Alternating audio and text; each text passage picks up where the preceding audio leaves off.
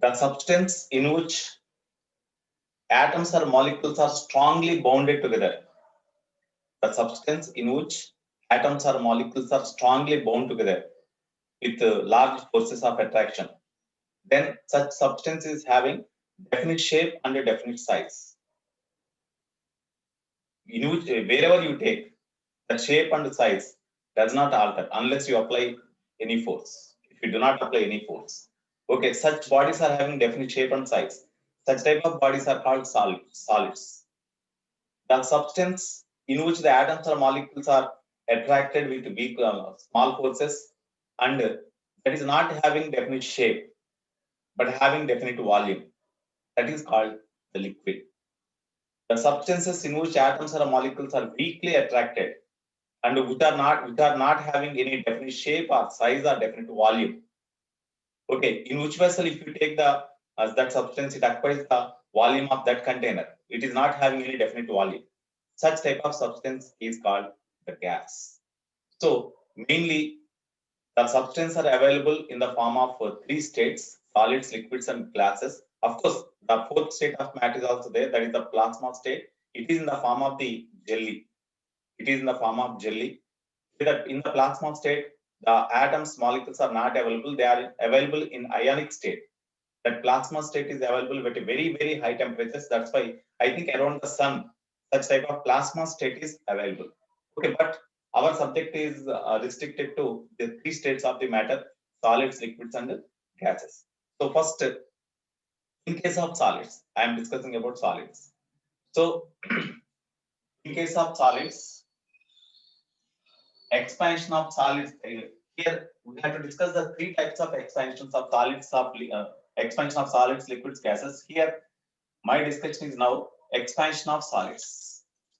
Expansion of solids.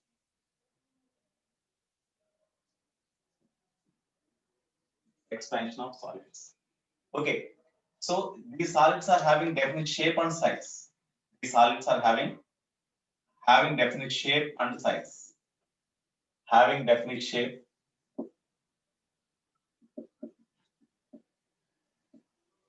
and size. Definite shape and size.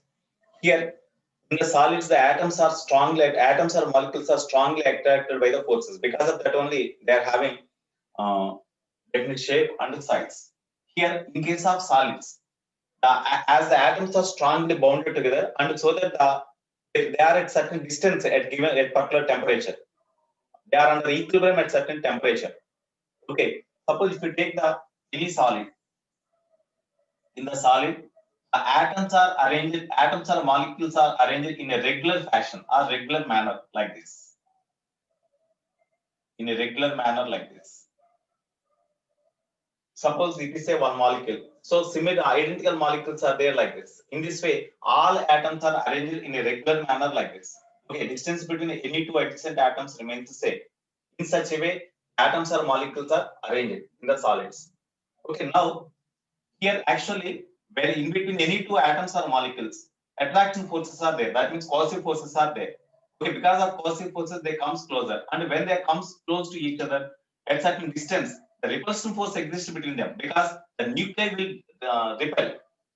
In atoms, repulsions nuclei are there now, they repel each other. So at one particular distance between the any two adjacent atoms or molecules, the net force acts on every atom becomes zero. At that time, they are under equilibrium at that position. But here, in case of solids, these atoms are not under equilibrium. From about their equilibrium positions at given temperature, at a given temperature or at room temperature, as these atoms absorb the heat energy, by absorbing heat energy, as they are under equilibrium, as they absorb the heat energy, and moreover they are under equilibrium, because of heat energy absorption here, the particles execute vibrations like this. The particles execute simple harmonic oscillations like this.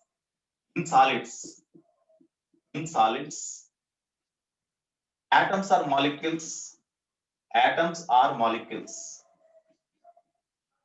execute simple harmonic oscillations.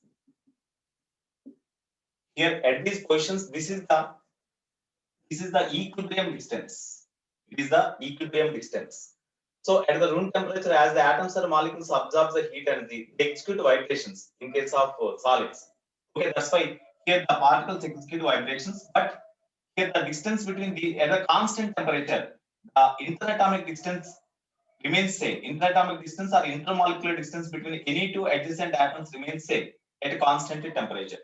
Okay, now if you draw the graph here, as these particles execute vibrations like this, definitely the potential energy stored in the particles changes with the distance, because when they are oscillating like this, as they are in simple harmonic motion, when they execute oscillations, the distance among the adjacent atoms or molecules varies, not permanently. Again, they come back. That's why the potential energy of any molecule in the solid substance varies with the distance. Okay, how potential energy varies with the distance? I will draw here. Suppose the potential energy of any atom or molecule and the distance. When you draw the graph, here the potential energy varies with the distance like this. Here, at a constant temperature, in case of some solids, at a constant temperature, the potential energy varies in parabolic fashion, inverted parabola. Here, the potential energy varies with the distance between the atoms, according to the graph like this. So exactly at this position, potential energy is zero. Here, potential energy is minimum. Of course, here maximum. Here, potential energy is minimum. Potential energy minimum means at that time they are under stable equilibrium. At that time, they are under stable equilibrium. Suppose if these are in stable equilibrium, from the stable equilibrium, at the stable equilibrium, the net force acts on any atom becomes zero. But because of kinetic energy gained here, they move away from this position. But from the stable equilibrium position, whenever the particle displaces, immediately opposite to their displacement, the force acts up in opposite direction. That's why the molecule try to come back. That's why they execute simple harmonic oscillations. So this is the it is the stable equilibrium position. At that position, the potential energy is the minimum. So at that position, whatever the distance between the distance between any two adjacent atoms, that is the equilibrium distance, that is represented with R naught. Equilibrium distance is represented with R naught. The parabola is symmetric. Parabola is symmetric means the graph is like this. Suppose if you see half of this parabola in this direction, half of this parabola in this direction, both will be same in some certain solids. In case of certain solids, the parabola, that means the graph between U and R, it is the interatomic distance. R is the interatomic distance or intermolecular distance. Interatomic distance. And it is the potential energy. Okay. So at equilibrium position, stable equilibrium position, this is the interatomic, it is the distance between any two adjacent atoms. Okay, when temperature increases, in case of certain solids, when temperature increases, then the distance between the atoms increases. Suppose if these atoms are moving like this, the distance between the atoms increases. Suppose if they comes closer, the distance decreases. So when distance between the atoms increases, then potential energy varies according to the graph like this, and if the distance decreases, then the potential energy varies according to the graph like this here. Okay, but from the mean position of from equilibrium position of the particle move to and fro like this, and potential energy varies according to the graph like this. The atoms or molecules does not leave their stable equilibrium position. The atoms does not leave their stable equilibrium position. Such type of solids are called the one. In case of such type of solids, here the curve is symmetric. This curve is symmetric about the stable equilibrium position. In case of certain solids, okay.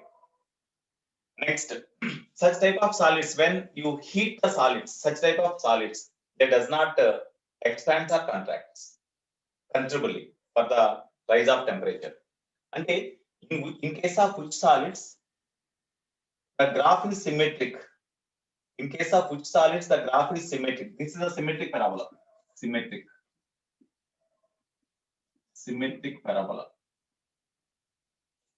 So in case of symmetric parabola, so in case of such type of solids, which are upon heating, the interatomic distance does not alter.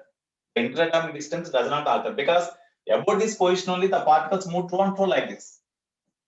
It does not leave their stable equilibrium position permanently. It does not leave the stable equilibrium position permanently. From that place only, it executes oscillations like this. Due to that, the interatomic distance changes. But the particles or atoms does not leave the mean position permanently, their equilibrium position permanently. And the distance remains same. That's why the graph is symmetric. The graph is symmetric. Okay, next, in case of certain solids, the graph is not symmetric. Here, this curve is the symmetric parabola. Okay, in case of certain solids, here the solids, in case of which solids upon heating, the potential energy interdynamic distance curve is symmetric, that does not expand upon heating. Okay. So solids whose potential energy curve is symmetric. Solids, of course, this is one point. From this graph, solids whose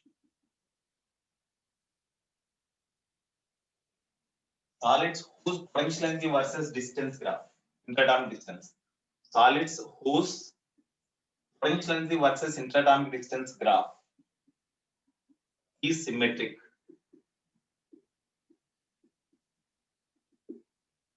Okay, such solids does not expand or contract upon heating.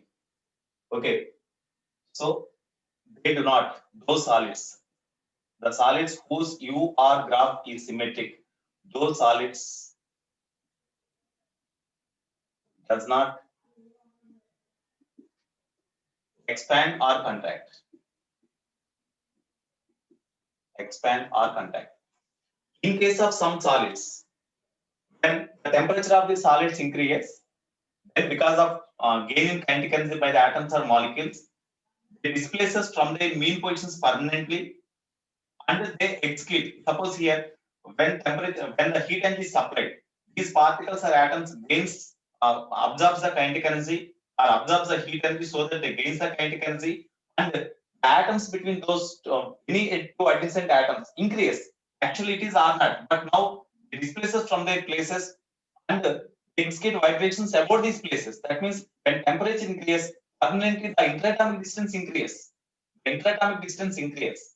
In such cases, if you draw the potential energy versus distance graph, then you will get a curve like this. You will get a curve like this.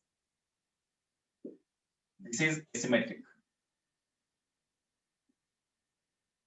Asymmetric parabola. In case of asymmetric parabola, you see here exactly the particle from their mean position displaces. The particle from their mean position displaces exactly midpoint we take. The particles from their mean position displaces and they execute oscillations like this. About this point, they execute oscillations like this. Here, interatomic distance increase, no? Initially, interatomic distance is R naught. But whenever the temperature increases, you see, whenever temperature increases because of gaining absorption of heat energy, they gain the kinetic energy and they displaces. Initially, these two atoms are like this. And this distance is R naught. But when heat energy is supplied, then they displaces permanently from their mean positions and they execute oscillations about these places, about these points.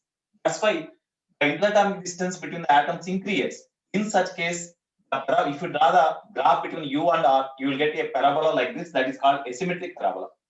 In case of asymmetric parabola, the solids for which UR graph is asymmetric, those solids expand or contract upon heating. Okay, does not expand or contract upon heating. In this case, upon heating. But in case of some solids, if solids whose UR graph, same sentence here, same sentence, solids whose UR graph is asymmetric, just you write A, asymmetric, that is important, asymmetric. Those solids expand or contract upon heating. This is the second point. It is second point. Okay. So in case of solids which expands upon heating, then for such solids, Potential energy versus interatomic distance graph is asymmetric parabola. That is a asymmetric parabola. Okay. The Bose-Einstein state is also there.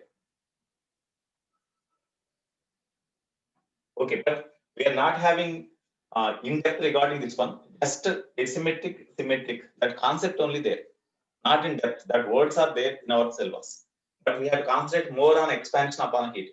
How, what is the increase in length, etc. We have to study. Okay.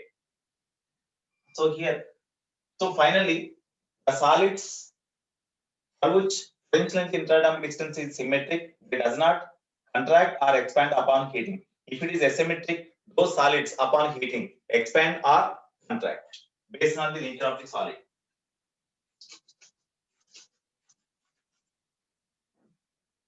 Now, thermal expansion. So, based on the availability of the solids, they are classified into two types mainly: crystalline solids and amorphous solids. Crystalline solids and amorphous solids.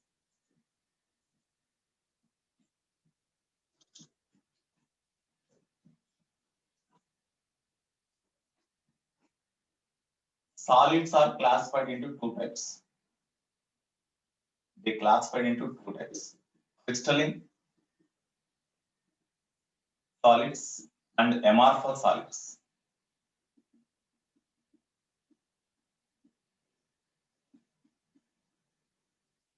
Crystalline solids means the solids in which atoms or molecules are arranged in a regular manner with periodicity. Regular manner with periodicity means in the solids, same type of atoms are repeated and they are kept. They are at the same distance. The distance between any two adjacent atoms remains same. Such type of solids are called crystalline solids. In amorphous solids, there is no such regularity or periodicity in the atoms or molecules, in the arrangement of the atoms or molecules. Such type of solids are called amorphous solids. That means in case of amorphous solids, the same type of atoms or molecules may not be repeated. The interatomic distance or intermolecular distance may not be changed, same. They may vary. Such type of solids are called amorphous solids. So crystalline solids means we can take the metals example. We can take metals. Okay, amorphous solids means we can take Iceland spar. It is a powder structure. It is just like a powder. Iceland spar, glass. Glass also, when you break them, it will get the powder. But in case of metals, we cannot get the powder directly. Okay, here, these are the examples for crystalline and amorphous solids. In case of crystalline solids, again, there are two types. In case of crystalline solids, again, there are two types. Crystalline solids are again classified into two types: isotropic solids, anisotropic solids. Anisotropic solids. Isotropic solids means the crystalline solids whose properties like electrical conductivity, thermal conductivity, such type of properties are same in all directions. They are called isotropic solids.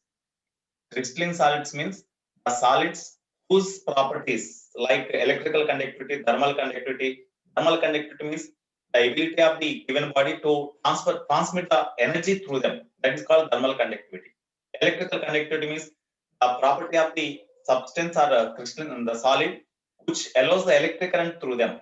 That is called electrical conductivity.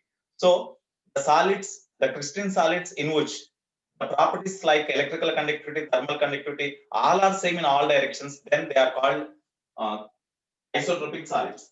Anisotropic solids means the solids in which the properties like electrical conductivity, thermal conductivity, they are in different directions. They are called anisotropic solids. Okay. So here we can take here crystalline solids means we can take graphite, okay, rock salt, etc. In case of isotropic solids, we can take metals. Example, metals, okay, rock salt,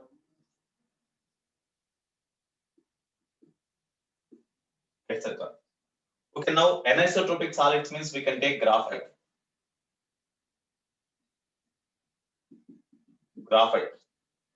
Anisotropic solids means we can take the graphite. Okay. Iceland spar. Of course, only graphite you take. Example, graphite. These are the anisotropic solids. Okay. Now, we have to discuss the thermal expansion. Thermal expansion. We are discussing about the crystalline solids only, not amorphous solids, because their properties are different in different directions. Okay. As the properties are different in different directions here, we can take this Iceland spar also. Iceland spar. Iceland spar. That can also be taken as the example for anisotropic solid, even though it is the crystalline solid. So Iceland spar can be taken. Iceland spar. Because Iceland spar also in different directions, the thermal conductivities are different. That's why this can be also be taken as the example for anisotropic solid. Of course, it is not a crystalline solid, but amorphous solid, this amorphous solid, Iceland spar also behaves like anisotropic solid. Next, thermal expansion. When the temperature of the solid increases, Iceland spar means that is one type of powder type substance. Iceland spar means that is powder, one type of powder. Okay, but substance is having powder type structure. That is called Iceland spar. Okay, Vamshi Krishna.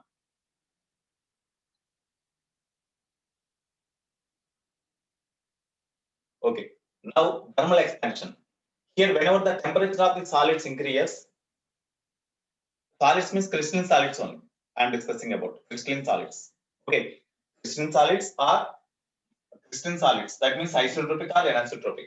So when the temperature of the substance, when the temperature of the given solid, crystalline solid increases, due to that, atoms or molecules absorb the heat energy so that their kinetic energy increases.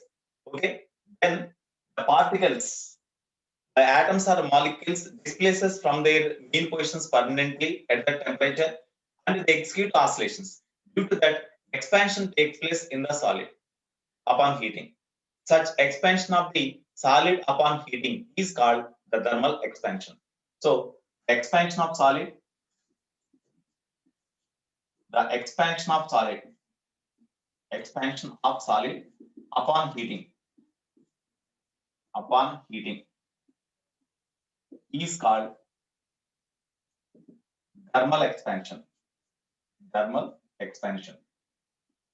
Applying the force also, we can extend the solid, just like metal wire. When you pull the wire along its length, then in that case also increase in length increase. That is called the elongation. Elongation is different. Thermal expansion is different. Thermal expansion is the expansion of the solid upon heating only. By applying the force, if you extend them, if you increase the length of the solid, that is called the elongation. That is different. Okay. So this is the thermal expansion of the solid. Here, upon heating, the thermal expansion may be in different ways. The length may be increased, volume may be increased, area may be increased. So based on the physical quantity which is considered here, the type of thermal expansion is divided, classified into three types: linear expansion, aerial expansion or superficial expansion, volume expansion or cubical expansion. In this way, there are different types. So first I want to discuss the coefficient of linear expansion. Coefficient of linear expansion. Alpha, that is represented with alpha. So when the temperature of the solid increases, if its length increases, then such increase in length is called linear expansion. Suppose it is one rod. At a temperature T1 degrees centigrade, the length of the rod is L1. When temperature increases to T2, then because of increase in interatomic distance, the length of the rod increases. Suppose the final length of the rod becomes, say, L2. Final length of the rod becomes, say, L2 at a temperature T2. Then this is the increase in length of the rod, delta L. It is called the linear expansion of the rod. So here, linear expansion, delta L is equal to L2 minus L1. Because this length is L2, this length is L1. So L2 minus L1 is this equal to this one. That is called linear expansion. It was found that linear expansion is directly proportional to Rise of temperature. Rise of temperature means delta T. Here delta T means T2 minus T1. Rise of temperature is directly proportional to the increase in temperature and also proportional to the initial length or original length of the rod. Initial length of the rod at a temperature T1.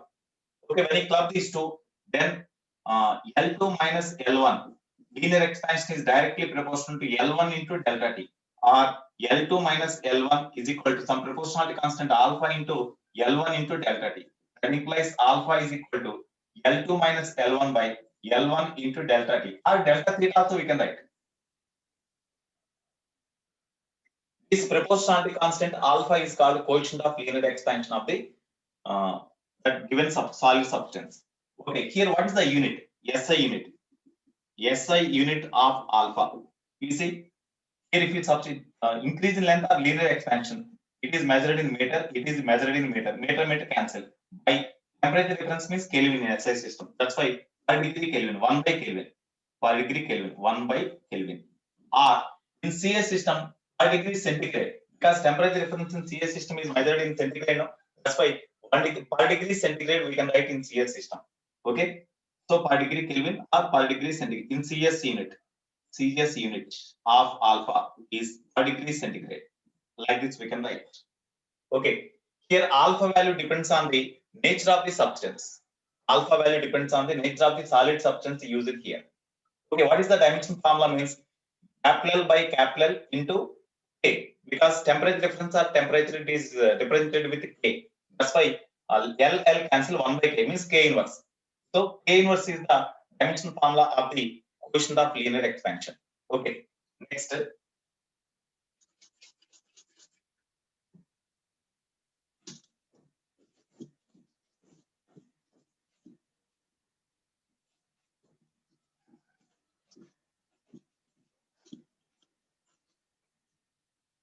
Here from this formula, fraction here upon heating due to thermal expansion, the fraction of increase in length of the rod. Fraction of increase in length of the rod means increase in length.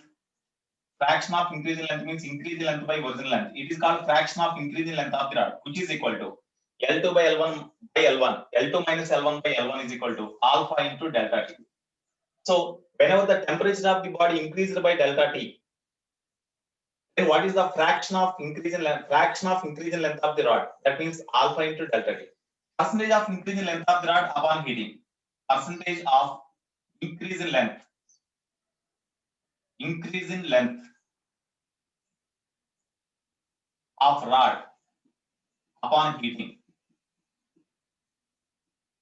is equal to percentage of increase in length of the rod upon heating means increase in length by original length into 100. Increase in length means this one, original length means L1. Okay, we can write into 100. Increase in length by original length means alpha into delta T, no? Alpha into delta T into 100. So into 100 you write. That is the percentage increase in length of the rod. Just if you are given alpha value and delta T value, then we can have the percentage increase in length of the rod upon heating, and fraction of change of length of the rod or fraction of increase in length of the rod we can calculate like this. Okay. Here next, coefficient of aerial expansion or superficial expansion. That means whenever the solid is heated because of increase in length of the rod, and in all directions the length increases, no, that's why surface area of the solid also increases. That's why such type of increase in area upon heating is called aerial expansion or superficial expansion. Okay, in case of superficial expansion or aerial expansion also, increase in area is directly proportional to the rise of temperature. Increase in area is also directly proportional to initial area. When we club these two and if you write the proportionality constant, you will get beta. We can write that proportionality constant as beta. That is called coefficient of aerial expansion or coefficient of superficial expansion. So coefficient of aerial or superficial expansion. Superficial expansion. That is represented with beta. Directly I will write same type we can write. So beta is equal to we can write A2 minus A1 by A1 into delta T. Directly as usual you have to write A2 minus A1 is directly proportional to rise of temperature. That increase in area is directly proportional to initial area. When we club these two, we can write like this: A2 minus A1 is proportional to A1 into delta T, or A2 minus A1 is equal to beta into A1 into delta T. Okay, then beta is equal to A2 minus A1 by A1 into delta T. Same. But here, this proportionality constant beta is called coefficient of aerial expansion or coefficient of superficial expansion. Okay. Now, SI unit is same as alpha only, because unit of area cancel. Then 1 by Kelvin. So 1 by Kelvin means per Kelvin is the SI unit of beta, or per degree centigrade is the CS unit of beta. We can write. Okay. Here same. Fraction of increase in area of the body upon heating is equal to beta into delta T. Percentage increase in area of the body. Percentage increase in area of the body upon heating is delta A by A into 100. Delta A by A means delta A means A2 minus A1 by A means initial area into 100. You see, A2 minus A1 by A1 means we can write beta into delta T. Beta into delta T into 100 is there into 100. So if we are given beta and rise of temperature, the percentage increase in area of the body can be measured directly with the help of this formula. There is no need of knowing what is the initial area, what is the final area. There is no need. Just if you know beta value and rise of temperature, we can calculate the percentage increase in area, or fraction of increase in area means A2 minus A1 by A1. We can calculate. Similarly, whenever the given solid is heated, upon heating, its length increase, area increase. When area length increase, volume also increase, no? Volume of the body also increase, no? So now that expansion of the solid, expansion in the volume of the solid upon heating is called the volume expansion or cubical expansion. The volume expansion or cubical expansion.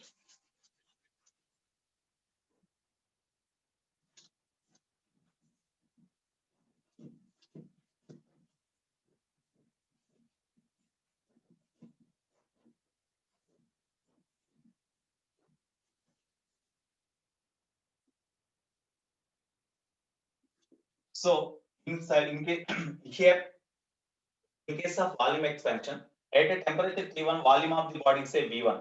At a temperature T2, volume is V2. Then increase in volume or cubical expansion or volume expansion. V2 minus V1 is directly proportional to initial volume V1.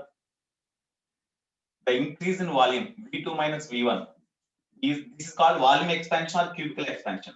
Cubical expansion or volume expansion. This cubical expansion or volume expansion is directly proportional to the rise of temperature T2 minus T1. We can write, because when temperature increase due to expansion, volume also increase, no? That's why it is directly proportional to T2 minus T1 and also proportional to initial volume of the solid. I think you observed in case of resistance yesterday, in case of volume coefficient of volume expansion of the gas, alpha is equal to Vt minus V0 by V0 into T. In that case, the volume at 0 degree centigrade also considered, but here volume at 0 degree centigrade is not considered. Even we have taken that maybe 0 need not be 0, because at very low temperatures the expansion of the solid is very less. That can be ignored. That's why the expansion of the solid at 0 degree centigrade is not taken into account here. Okay. So cubical expansion is directly proportional to rise of temperature and also proportional to initial volume. Or V2 minus V1 is directly proportional to, when we club these two, V1 into V2 minus T1. Or V2 minus V1 is equal to some proportionality constant gamma into V1 into T2 minus T1. That proportionality constant gamma is called coefficient of cubical expansion or coefficient of volume expansion. Coefficient of volume expansion of solid. Volume or cubical expansion. Cubical expansion of solid, gamma.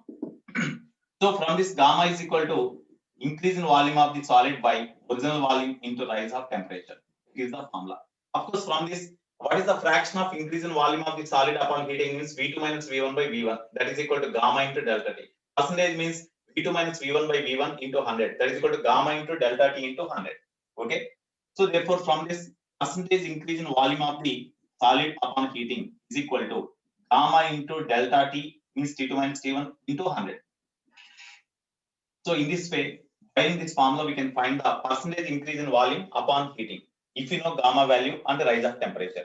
Okay, these are the different types of coefficients of expansion. Here, in SI system, the unit of gamma is also same, because meter cube Kelvin. Meter cube cancel. So gamma is SI unit of gamma is per Kelvin or per degree centigrade. Okay. CS unit is per degree centigrade. Next, okay. Related to this, we have to discuss some node points. They are very, very important. Of course, in our standard, they don't ask what V1, V2 will be given and what is gamma. They don't ask like that for your standards.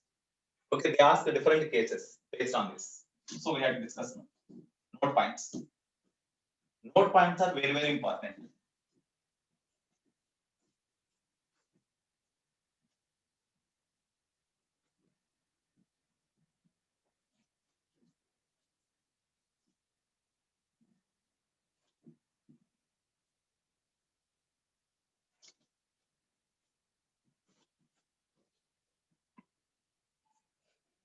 Node points. First one, in case of anisotropic solid, already I said different here. In case of anisotropic solid, alpha, beta, alpha value, they are different. In case of, okay, first isotropic solid. In case of isotropic solid. So in case of isotropic solid, already I said different properties like thermal conductivity, electrical conductivity, they are same in all directions. Then such type of crystalline solid is called already I said isotropic solid. Okay. Gamma value they will mention. Not only gamma, alpha, beta, gamma values they will be given. You will be given. Okay, or you ask to find based on the given information. We need not remember. Okay, right. In case of isotropic solids, as the thermal properties are same in all directions, then coefficient of linear expansions remains same in all directions. Along x-axis, along y-axis, along z-axis. All are coefficients of linear expansions or coefficient of volume expansions, coefficient of areal expansions, all are same in all directions. Okay, next, second one, in case of anisotropic solid, as the thermal properties are different in different directions, then alpha coefficient of linear expansion coefficient of linear expansion along x-axis, along y-axis, along z-axis will be different. Alpha x, alpha y, alpha z are different. So average coefficient of linear expansion,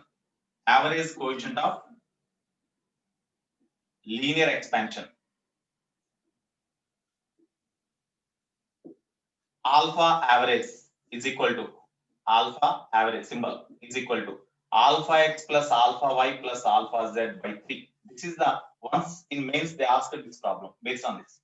So alpha x plus alpha y plus alpha z by 3 is the average coefficient of linear expansion of the anisotropic solid.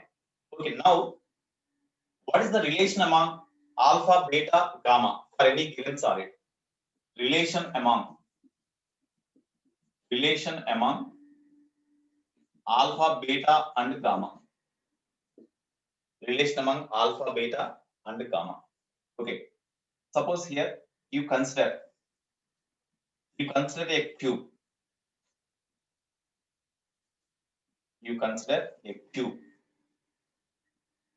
Of side 1 unit. 1 unit means maybe 1 meter, 1 centimeter, whatever it may be. Okay, consider a side having 1 unit. Side A is equal to 1 unit.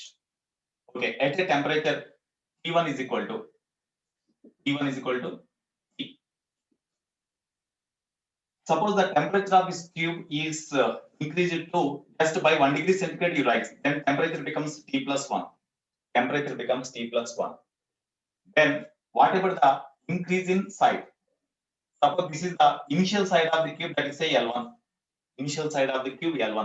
So L1 is equal to 1 unit and T1 is equal to T. Okay, when temperature is increased by 1 degree means it becomes T plus 1. At that time, what is the side? Side means L2. L2 is equal to cosmar. Okay, by using the coefficient of linear expansion of the solid is alpha, then we can write alpha is equal to, we are having formula L2 minus L1 by L1 into delta T, no? So that is equal to L2 means L2 we have find L2 minus L1 means 1 by L1 means 1 into rise of temperature. Rise of temperature is T2 minus T1 means T plus 1 minus T means 1 only. Therefore, L2 is equal to 1 plus alpha. This is equation 1. So when temperature of the solid, temperature of the cube increases by 1 degree centigrade, then the final side becomes 1 plus alpha. Now, what is the initial area? Coefficient of aerial expansion or superficial expansion beta is equal to A2 minus A1 by A1 into delta T. No? A2 means final area. Final side is L2. Final side is L2.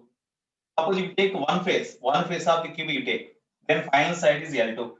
Then final area of this side is equal to L2 square. L2 square minus initial side L1. That's why L1 square by, of course, we can find the total surface area also. To find the total surface area into 6 you write. Into 6 we can write.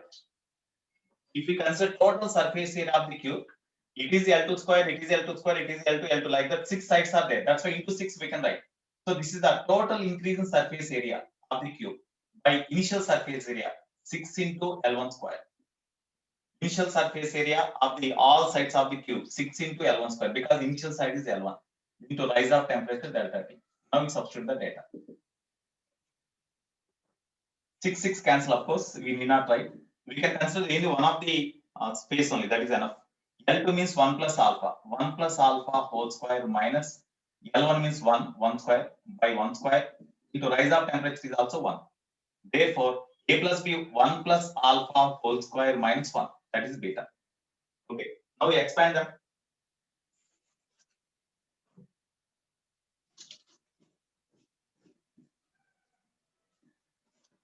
When you expand them, beta is equal to A plus B whole square. 1 plus alpha square plus 2 into 1 into alpha. 2 alpha minus 1. 1 cancel. So beta is equal to alpha square plus 2 alpha. Here in case of solids, alpha value is very small.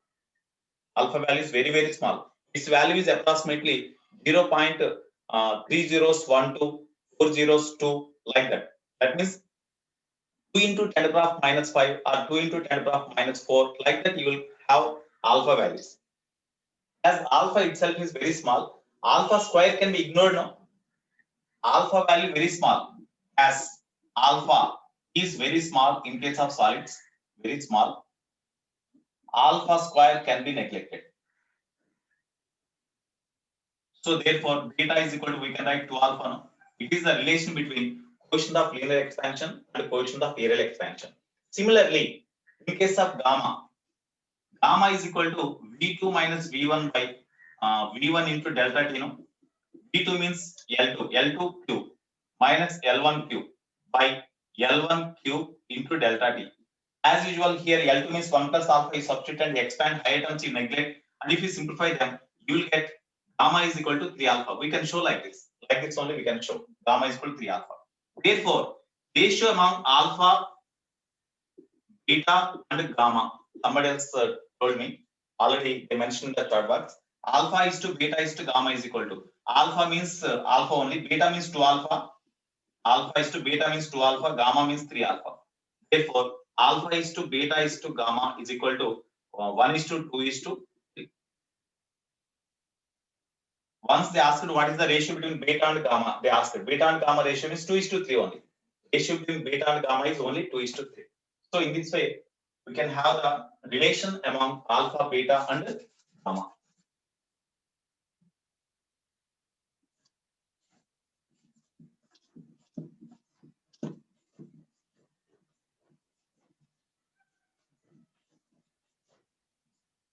So in case of anisotropic solid, as we know, alpha is different in different directions. For anisotropic solid, for anisotropic solid,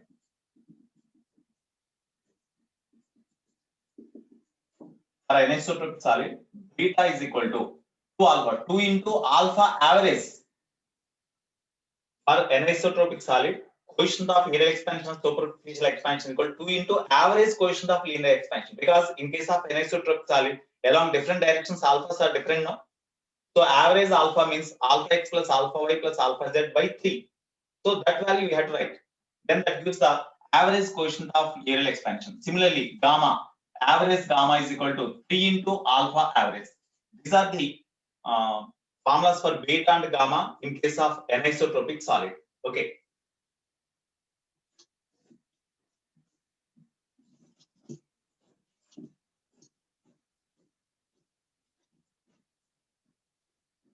Note 3 was completed now. Note 3 was completed now. Yeah, for any solid it is true. Okay, note how many note points are completed? 3 note points are completed. Next, fourth one. Suppose you take the simple pendulum or pendulum clock. You take pendulum clock. Pendulum clock means simple pendulum only, of course. Pendulum clock. In case of pendulum clock, there is a simple pendulum like this. The length of the pendulum is L. Whenever it is making oscillations, then with the help of this oscillation, the time shown by the clock can be measured. That is our aim. Okay. So time period of the length, time period of the pendulum in the clock T is equal to 2 pi into root of L by G. No, T is equal to 2 pi into root of L by Z. Of course, when temperature changes, there is no change in G value. There is no change in the 2 pi because these are constant. T is proportional to root L. No, T is proportional to root L. When temperature changes or temperature increases, because of expansion, the length of the pendulum increases. When length of the pendulum increases, time period also increases. That's why when temperature increases, length changes due to the time period changes, but there is no change in the 2 pi value or G value.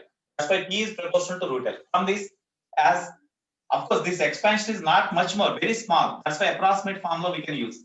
Power of T is 1. So 1 into delta T by T is equal to power of small l is equal to 1 by 2. So 1 by 2, L to power of 1 by 2 we can write now. So 1 by 2 into delta L by L we can write. Here 1 by 2 into, what about delta L by L? Since coefficient of linear expansion of material of the pendulum, by means of which it is suspended, alpha is equal to increase in length by original length into rise of temperature delta T. Rise of temperature delta theta you write here. Rise of temperature delta theta. Okay. Then from this delta L by L is equal to alpha into delta theta, we can write now alpha into delta theta. So it is the fraction of change in time period of the pendulum when temperature changes by delta theta, where alpha is the coefficient of linear expansion of the suspension wire. Alpha is the coefficient of linear expansion of the suspension wire. Okay. Now fraction of change in time period of the pendulum is equal to half alpha delta theta. Means what does it mean? Fraction of change in time period means change in time period per second. Change in time period per second. Whatever the change in time period per second, the pendulum clock also shows the same change in time per second. Same change in time per second. That's why this fraction of change in time period is equal to change in time per second. Actual time shown by the pendulum clock when there is no change in the temperature is say T. But whenever because of change of temperature, the change in time shown by the pendulum clock is equal to delta T. That's why fraction of change in time shown by the pendulum clock. Fraction of time change. Fraction of time change by pendulum clock. So this fraction of time changed by the pendulum clock is same as the fraction of time period changed by the fraction of time period of the pendulum in a clock. That is equal to half alpha into delta theta. Okay. Here fraction of change in the time shown by the pendulum clock is equal to this one. That means change in time shown by the pendulum clock per second is this one. Per day, what is the fraction of per day? What is the change in time shown by the pendulum clock? So therefore, change in time shown by pendulum clock per day, they may ask, per day is delta T equal to delta T. So delta T is equal to, from this formula you see, half alpha delta theta into T, no? Half alpha delta theta into T. T means duration of the time. Duration of the time is per day they asked it. So per day we had to write. Per day means we had substitute in seconds. So that is equal to half alpha delta theta into T means per day. Per day means how many seconds? Per day means how many seconds? Per day means how many seconds?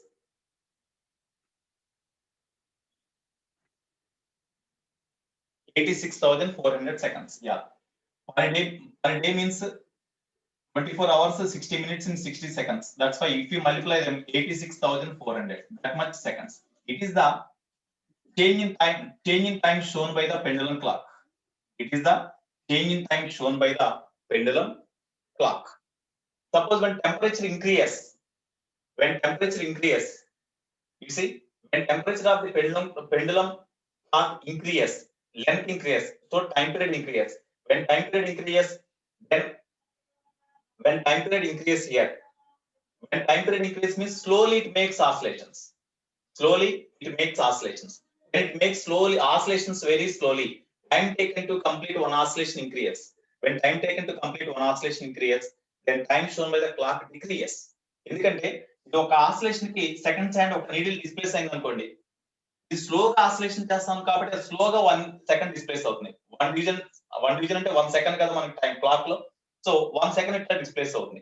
ఆ time పెరుగుతుంది. ఆ time పెరిగినప్పుడు అందరు watches లో, అందరు clocks లో 2 seconds 3 seconds చూపెడతా ఉంటే ఇది 1 second చూపెడుతుంది. అంటే we lose time. So when temperature increases, a pendulum clock shows less time. That means we lose time. So when temperature increases, pendulum clock shows less time. That is, we lose time.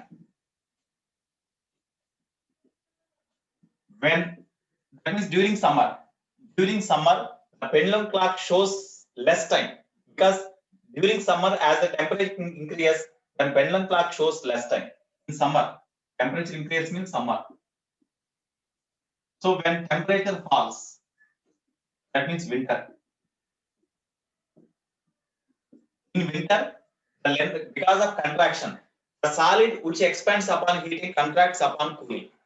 A solid అయితే heat చేసినప్పుడు expand అవుతుందో ఆ solid cool చేసినప్పుడు contract అవుతుంది. Okay, so in winter because of fall of temperature contraction take place, so that length decrease. Length decrease, time period decrease. Time period decrease means time taken by the pendulum in a clock to complete one oscillation decrease. That means it makes oscillations very quickly. When it makes oscillations quickly, then time shown by the clock also, the needle in the clock also move very fastly. That's why it shows more time. I think you feel at present you require that type of clock, because when time completes immediately, then we can have breakfast. We can use the class. I think some of you feeling like that. Okay. So here, when temperature falls during winter, then pendulum clock shows more time. That is, we gain time. In winter, we gain time. In summer, we lose time. What is the loss or gain in time per day? This is the loss or gain in time per day. Loss or gain in time per day. Okay. Here we have tried final temperature minus initial temperature. In winter, final temperature will be less, initial temperature will be more. That's why you'll get minus sign. That means delta T means here. Of course, here this minus sign you will get. Minus sign represents we gain time here. Otherwise, you substitute like this. Initial temperature minus final temperature you write. In this formula, delta T. In this formula, delta T, you write initial temperature minus final temperature. Delta theta. Delta theta means here delta theta. We can write delta theta is equal to initial temperature minus final temperature. You write initial temperature minus final temperature. Okay, because if you write like this, why I'm writing like this? Directly in the formula, if you substitute the data, you'll get, if you get negative, there is a loss of time. If you get positive, there is a gain of time. In summer, temperature increase. That's why final temperature will be more. That's why theta 1 minus theta 2 will be negative. And negative means we lose time. You see, in summer we lose time. In winter, theta 1 in winter theta 2 is less, theta 1 is more. Okay, so in winter time decrease, temperature decrease. That's why theta 2 is less than theta 1. That's why you get positive sign. So delta T positive. When you get positive, then more time. We will get more time. Of course, in any way you can use the formula. Based on that concept, we have to say is the time increase or decrease. Shall we gain time or lose time? We can say. Okay, this is one important concept. Next.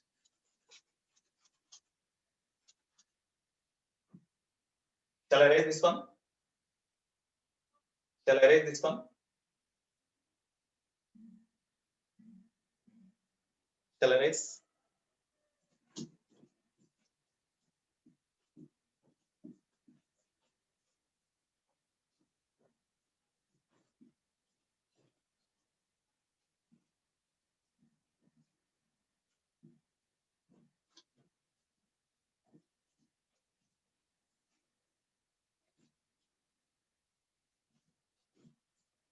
Today I will take the class from 8 to 9, evening 8 to 9. All of you attend. I will discuss the expansion of liquid chapter. And the 9 to 10 study hour as usual. Okay. So today I will take the class from 8 to 9. All of you attend. In the evening actually this in the morning class 8 to 9. That's why I did not take the class yesterday. Today I will take the class from 8 to 9. Okay. Okay, next.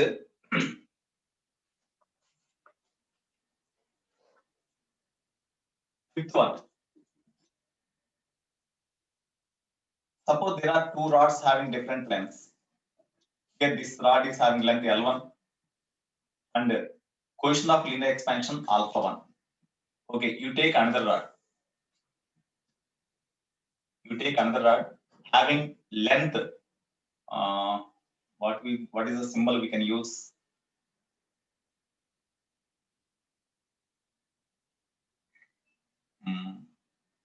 Capital L1 you don't use. Suppose okay, capital L1. Capital L1 is the length of the another rod, initial length of the another rod at a temperature T1. Here also at a temperature T1, length of the another rod is capital L1. Coefficient of linear expansion alpha. Okay, you take this is capital initial length is capital L1, coefficient of linear expansion alpha 2, and temperature is T1 only. At a temperature T1, two rods having different lengths, small L1, capital L1, at a temperature T1. Here, this is the difference in length of the rod, no? This is the difference in length of the rod. Okay, so difference in length of the rod is equal to difference in length of two rods is equal to of course L1 is greater from the diagram, so L1 minus L1. That must be constant. That must be constant at any temperature. That must be constant at any temperature. The difference in length of the two rods remains constant at any temperature. That is the case. The difference in length of the rods remains constant at any temperature. This length is a delta x. Okay, delta x. Difference in length of the two rods remains constant at any temperature. Here, in order to maintain the difference in length of the two rods constant at any temperature, you see, suppose upon heating the rod from T1 to T2, suppose this rod expands up to this one. This is the increase in length of the first rod. At the same time, when the temperature of this lower rod also increases from T1 to T2, suppose this also expands by the same amount. That means this is also equal to delta, say it is delta L. If delta L, delta small and delta capital both are equal. And increase in length of this rod, upon heating, both are same. Then again, the difference between length of the two rods remains same, no? Delta X only, no? It expand, adi kuda ante expand anukondi. So before heating, whatever the difference in length of the two rods, even after heating also, if the expansions of the two rods are same, even after rise of temperature also, the difference between lengths of the two rods remains same. That means linear expansions of the two rods must be same. Increase in length of the two rods must be same. Then only we can maintain the difference in length of the two rods remains constant at any temperature. Difference in length of two rods remains constant. Then what is the condition?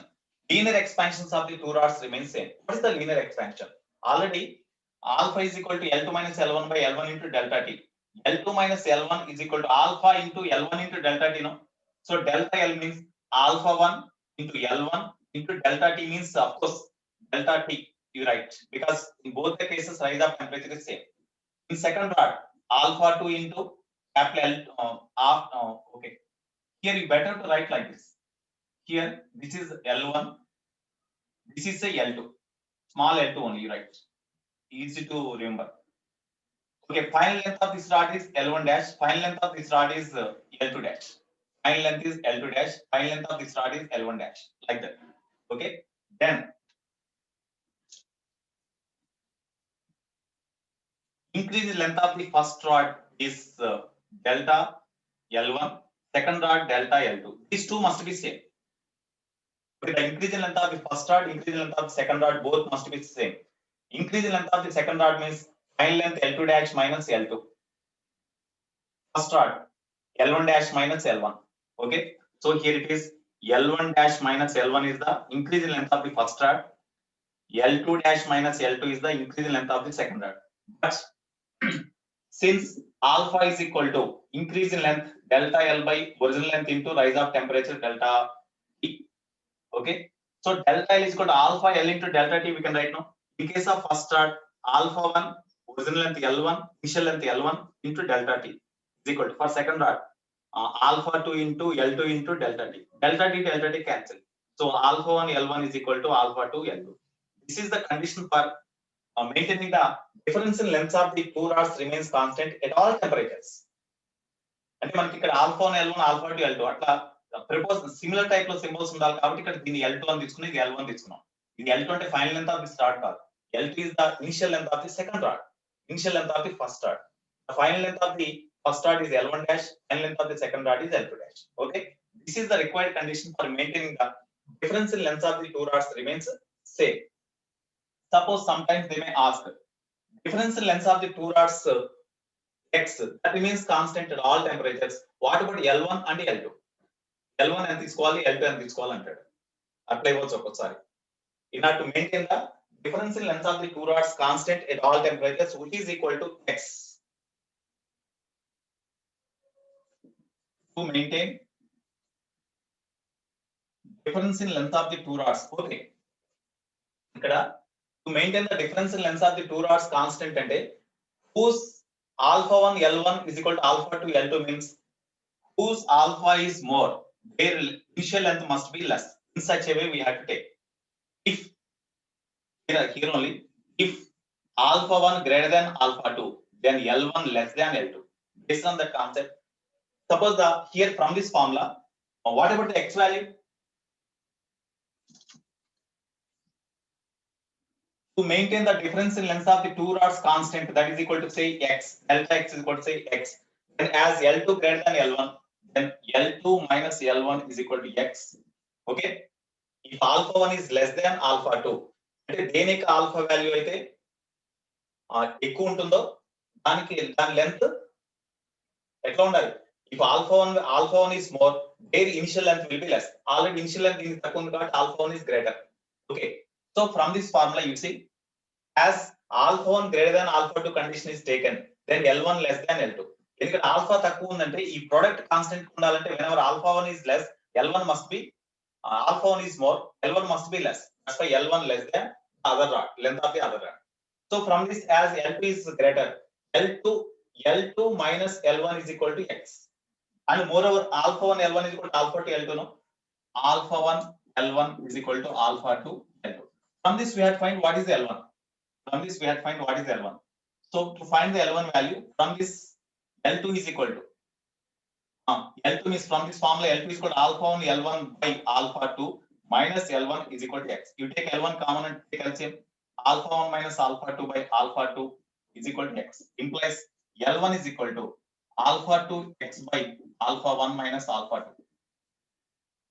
Similarly, in order to find the L2 value, L2 is equal to, similarly you will get alpha 1 into x by alpha 1 minus alpha 2 you will get. Suppose if you substitute L1 value here, L1 is equal to alpha 2 L2 by alpha 1. From this formula, L1 is equal to alpha 2 L2 by L1. No? Alpha 2 L2 by L1 you substitute. Okay, then L1 cancel. You take alpha 2 common, L2 common. 1 minus alpha 2 by alpha 1 is equal to x. L2 is equal to, when you take LCM, you will get alpha 1 x by alpha 1 minus alpha 2. These are the formulas. Of course, you don't remember the formulas, but these formulas to be remembered. That is very, very important. If you know these formulas, by solving them, we can find L1 and L2. Okay, next. Another note point.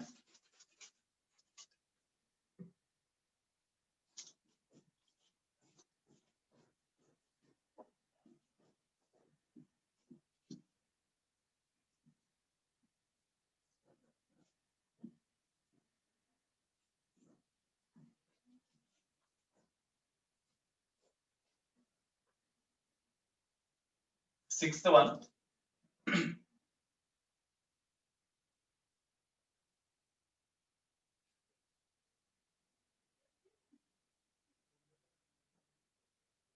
Suppose here a ring is made with certain gap. This is the ring.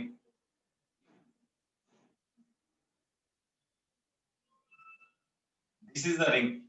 The ring of radius r is made with a certain gap.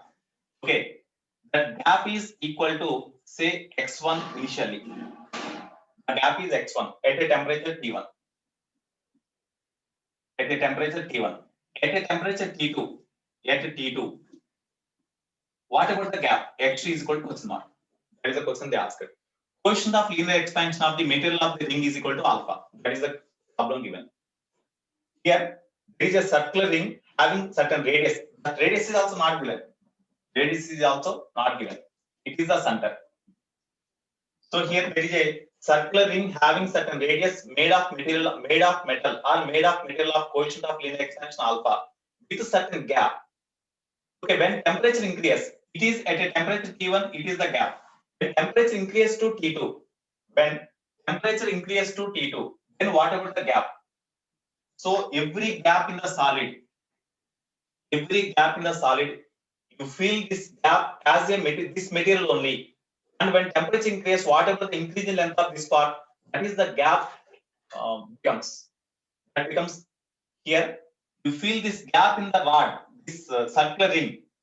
You feel this gap in the circular ring as a ring only, having length x1. When temperature increases to T2, then whatever the increase in length of this rod of initial length x1, you find x2.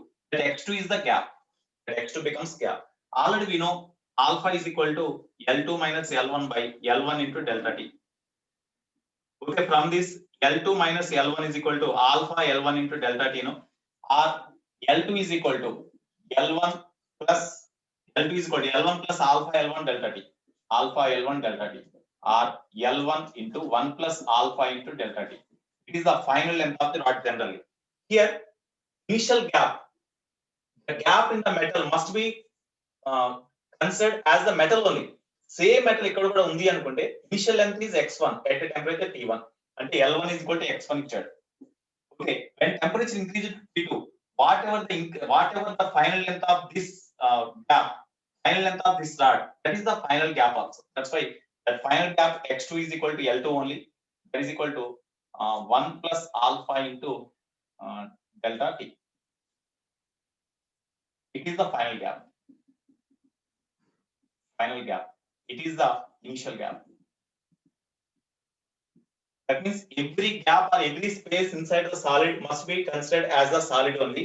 And upon heating, whatever the change in that gap, you feel that gap as the solid only. Whatever the change in that solid, imagine that gap. That is the final size of the gap. Okay, that's why in this way we can calculate. Next, suppose here, in case of railway track,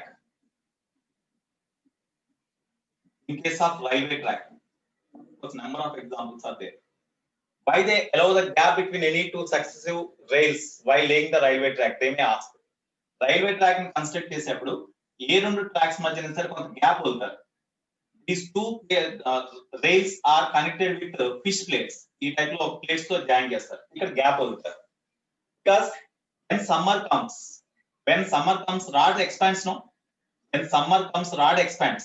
Original length of the rod L1 అనుకోండి.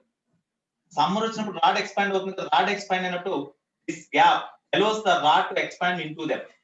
When you leave the gap between any two successive rails, when summer comes, the rails expands. That expansion of rails are allowed into this gap. Otherwise, without gap, if you construct the railway track, then when summer comes, no doubt, definitely the rod expand out. But there is no chance for the rails to expand, as there is no gap between any two successive rails. Due to that, definitely when temperature change increases, definitely rail expands. But as there is no gap here, the rails rises like this to expand. Whenever the rails rises, then accidents may occur whenever trains move over them. That's why a gap is left between any two rails while laying the railway track to allow the expansion of the rails during summer. Okay. So what is the gap to be left? What is the gap to be left? Whatever the increase in length of each rail for the rise of temperature. Rise of temperature అంటే temperature raise చేయండి. Winter నుంచి సమ్మర్కి వచ్చేసరికి temperature increase అవుతుంది కదా. Average increase in the temperature when seasons changes from winter to summer. ఆ average change of temperature ఉంటుంది. ఆ average rise of temperature base చేసుకుని ఇంక్రీజ్ ఇన్ లెంత్ తో క్యాలిక్యులేట్ చేసి ఈ రైల్ కి అంత గ్యాప్ ని ఇక్కడ వదులుతారు. That's why increase in length gap is equal to increase in length of the each rail, which is equal to increase in length is equal to, you see, increase in length L2 minus L1 is the increase in length, that is equal to alpha into initial length of the rail into rise of temperature. Alpha into initial temperature of the rail L1 into rise of temperature. Rise of temperature means it is the temperature difference between the winter and summer. Delta T. Temperature difference in winter and summer. Winter and summer. Similarly, bullock cart. Next, moreover, while laying the roads, concrete roads, the concrete roads are not laid as a single piece. It laid in sections. Concrete roads ni construct చేసేప్పుడు while concrete roads are laying, they are laid with sections like this, not as a single piece. Some gap is left between any two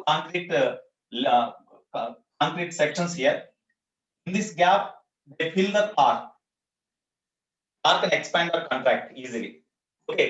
So while laying the concrete roads, they laid with gaps between any two sections, concrete roads. In order to allow expansion during summer, లోపల ఈ concrete road expand అవడానికి వెళ్తే ఇక్కడ gap నొలుతారండి ఏ రెండు sections మధ్యన సరే. That gap allows these sections upon heating. When summer comes, expansion takes place in the sections. In order to allow those expansions during summer, in between any two sections of the concrete road, a gap is left to allow the expansion. To allow, gap is left between any two sections to allow expansion. To allow expansion. Okay. Next.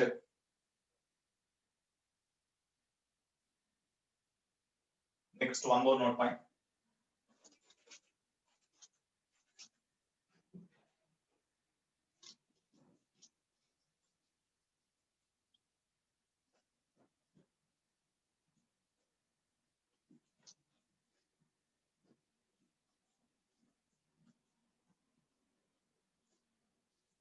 Why the telephone wires are fitted loosely between telephone wires?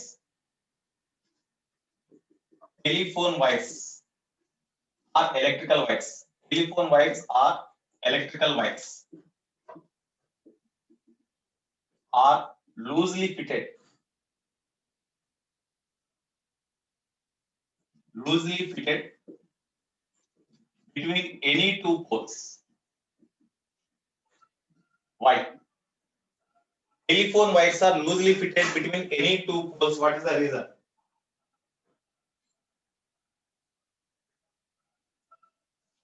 Telephone wires are loosely fitted between any two poles. What is the reason? Come on, tell me. Telephone wires are loosely fitted between any two poles. What is the reason? Yeah. Suppose in between the two poles, if the wire is not loosely fitted, if the wire is fitted tightly like this, whenever winter comes, contraction takes place, no? But here in the summer only, while fix the telephone wire or electrical wire between the two poles tightly, and when winter comes, further contraction takes place. When further contraction takes place, then tension here there is no chance for the wire to contract. So that's why tension is developed in the wire. When tension is developed, if it is beyond the breaking strength, immediately the wire will be broken. That's why here telephone wires or electrical wires are loosely fitted between any two poles. When winter comes, contraction takes place. And as it is fixed loosely, then when winter comes, then this wire allows the contraction so that now it becomes straight. So to allow contraction during winter, the telephone wires are fixed loosely between any two poles to allow contraction during winter. Okay, next one more example. Here, suppose there is a scale. By means of a scale, we have to measure the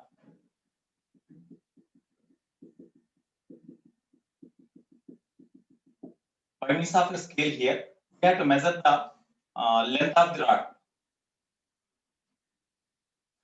Here it is the rod whose alpha is equal to 0. And this rod never expand or contract upon due to change of temperature. Coefficient of linear expansion is 0. It does not expand or contract upon heating or cooling. Okay. So such type of rod is taken.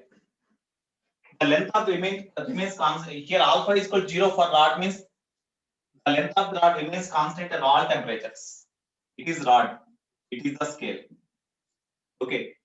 So length of rod remains constant at all temperatures. That type of rod we have taken at all temperatures. That means alpha is equal to 0. Coefficient of linear expansion of the scale is say alpha s.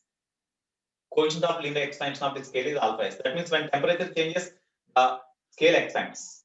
Okay, now here first at a temperature T1, the length of the rod is measured. At a temperature T1, at a T1 temperature, the length of the rod is measured as L1. At temperature T2, when you measure the length of the rod, is it shows more length or less length? Is it shows more length or less length? Scale expands because alpha s is there. Coefficient of linear expansion alpha s is there. So here, when here at a temperature T1, the length of the rod is measured on the scale as L1. When temperature increases, T1 greater than T2. When temperature increases, then what is the length of the rod? Is it more or less? You see, suppose this is 1 centimeter, 2, 3, it is 4 centimeter, it is 5, 6 like that. When temperature increases, the scale expands, no? It is at a temperature T1. When temperature increases to T2, then there is no change in the increase in length. There is no change in the length of the rod. The length of the rod remains same because there is no expansion in the rod. No, length of the rod remains same. But here, in case of scale, when temperature increases, expansion takes place. Whenever expansion takes place, the distance between any two divisions increases. That's why here 4 division maybe comes here, 5th division, 6th division like that. Okay, here it may be 3rd division, it may be 2nd division, it may be 1st division like that. It is 0. Okay, now what is the length of the rod means that is equal to 3 only. Length of the rod is equal to 3 centimeter only. That means it shows less length, no? It shows less length. What is the error? So here L2 less than L1. What is the error? Error in the measurement of length. Error in the measurement of length. Error in the measurement of length by the scale.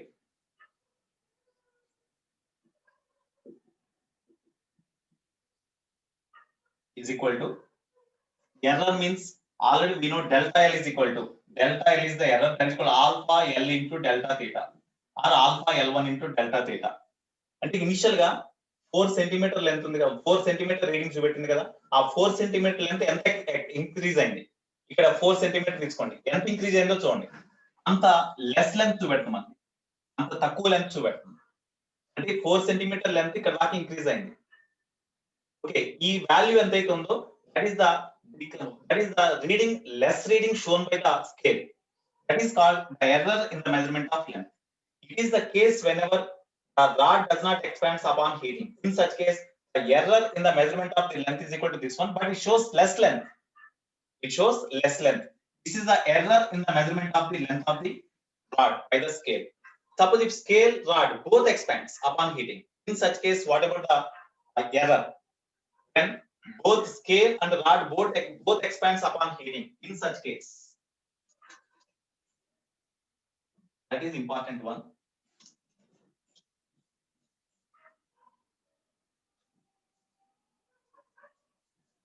If both rod and scale both expands upon heating, in that case, what about the error?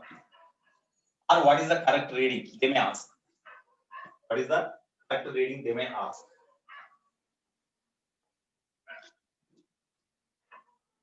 When rod and scale both expands upon heating.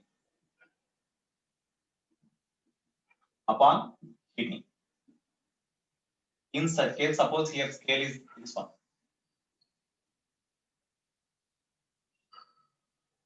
This is a scale.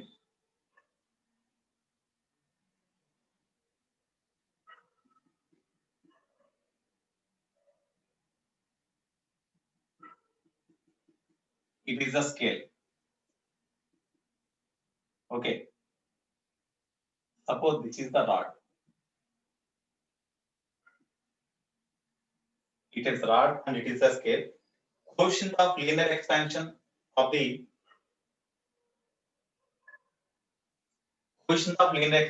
scale is say alpha s. Coefficient of linear expansion of the rod is say alpha r. Or coefficient of linear expansion of the body. Body means here rod. Coefficient of linear expansion of the rod is say alpha r. Okay. Initially, at T1. That means here the scale is graduated on this plate at a temperature T1. So at what temperature the scale is graduated? On the scale here divisions are marked. At that temperature the scale shows correct reading. అంటే ఏ temperature దగ్గర అయితే ఈ scale మీద ఈ divisions mark చేశారో ఆ temperature దగ్గర కనుక రాడ్ యొక్క లెంత్ మెజర్ చేస్తే that gives the exact reading, correct reading are true reading. కానీ స్కేల్ మార్క్ చేసిన ఒక టెంపరేచర్ దగ్గర రీడింగ్ నోట్ చేసేది వేరే టెంపరేచర్ దగ్గర, అటువంటిప్పుడు ఎర్రర్ వస్తుంది. In such case what about the error? So initially you see, so exact initially suppose this is the reading. Initially the length of the rod is up to this. So ఇక్కడ ఈ position దగ్గర reading ఏ అనుకుందాం. ఈ position దగ్గర length of the rod ఇక్కడ measure చేస్తే at a temperature T1, this is the reading shown by the scale.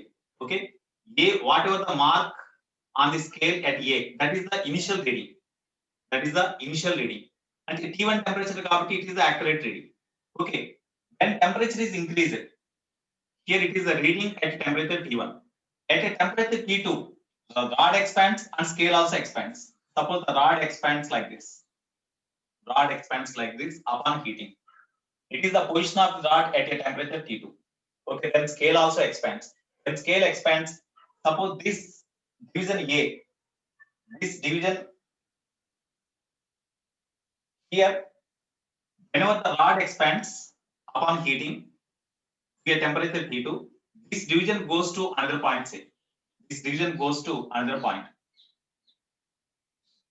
So it is this is the diagram at a temperature T1.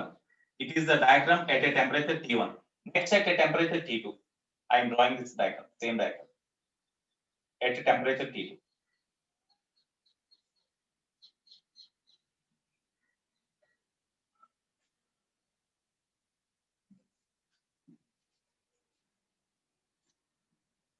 So here at a temperature T1, the reading of the scale is equal to L1. Say this is L1, and the mark here is represented with A. Okay, now at a temperature T2, suppose here the same rod is taken here, same rod, same scale, but length is measured at a temperature T2. At a temperature T2, no doubt rod expands like this, so that rod expands and scale also expands. When scale expands, the same mark A reaches the point here. Say the same mark reaches the point here. That means whenever the temperature increases, as scale expands, This mark comes to this position. Okay, this mark comes to this position. Now this becomes say B. This point is say B. This point is say C. Now if we take the reading at a temperature T2, it gives the reading at B. That is say L2. L2 is the not correct reading. It is not the true reading. A దగ్గర ఉన్న reading ఎంత ఉందో that is only true reading. That is L1. This is L2. Okay. So what about the relation between them? What about the relation between them? How we can find? From the diagram you see. From the diagram, AC is equal to, we can write AC is equal to AB plus BC, no?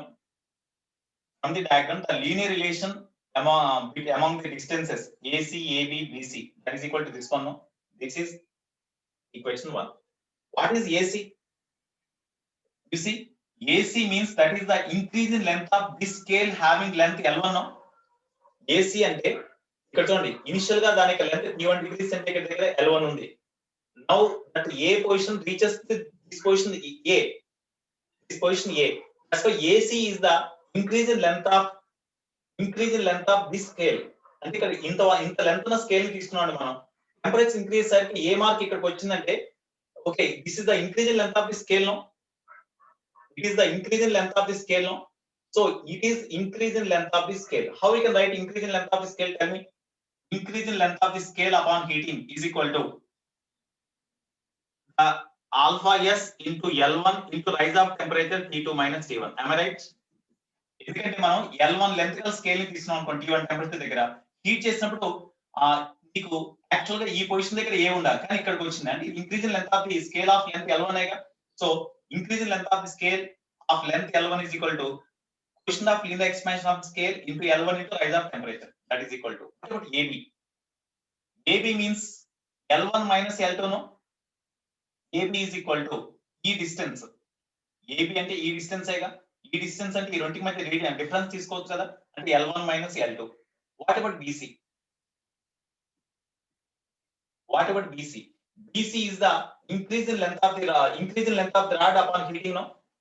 Increase in length of the rod upon heating and raskochu plus alpha 2 or alpha body. Alpha rod kada alpha R anukunnam. Alpha rod with alpha body anukochu ikkada alpha body. Quotient of linear expansion of the body is say alpha B. So alpha B, okay, into original length of that is L1 only. L1 into rise of temperature delta T or T2 minus T1, of course.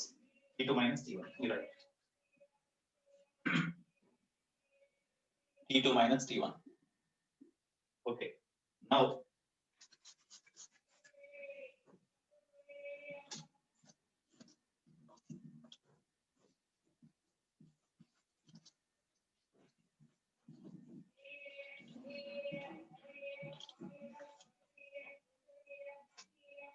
so you bring this term to left. Then L1 minus L2 is equal to bring to left.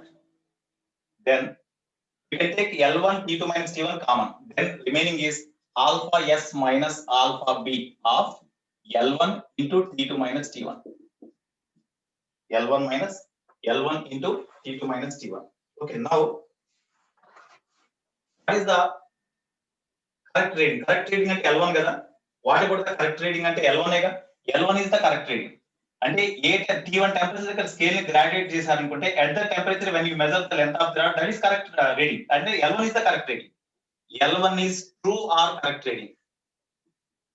Correct reading. L2 is the faulty reading. Faulty reading. Suppose if you are given faulty reading, how we can find the correct reading? We have to calculate. So you bring L2, you bring this term to left.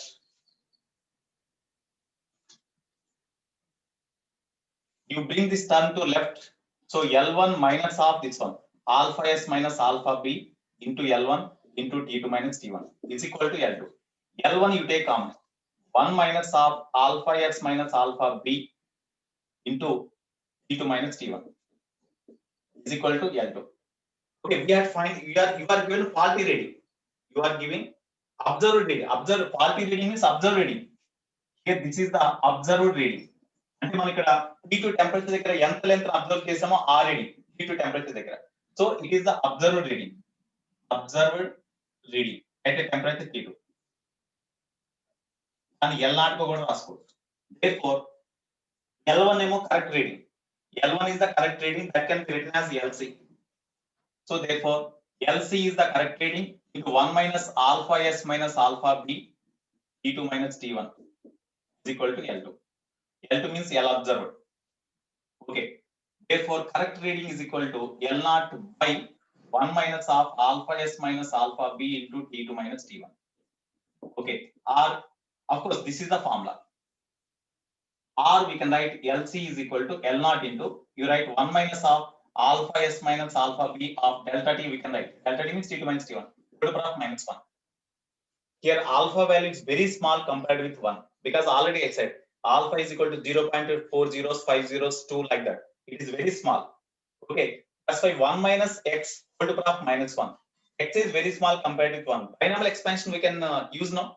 According to that binomial expansion, LC is nearly equal to L0 into 1 minus of minus 1. That means plus alpha S minus alpha B into delta T. This is the correct length, not true reading. Correct length. You will be given observed reading at a temperature T2. Observed reading at a temperature T2. Actual reading or correct reading at a temperature T1 is what? That means correct reading is what? Correct reading means formula is this one. Of course, in some books it is given as alpha rod minus alpha scale. And alpha B minus, ఇక్కడ minus common తీసేసి, or this can also be written as alpha LC is equal to L0 into 1 minus of alpha B minus alpha S into delta T. ఇట్లా కూడా రాయొచ్చు. ఇది formula అండి. Very, very important formula. Okay? Right now. Time is 45. Okay. I give the class. Actually, some more points are also there. Evening I will discuss. Okay now. Evening from 8 to 9 you will be having class. All must attend the class because very, very important concepts are there. Applications are there. Okay. Right now. Have a nice day. I'm signing out. Bye. Sorry for delay. Sorry for taking more time.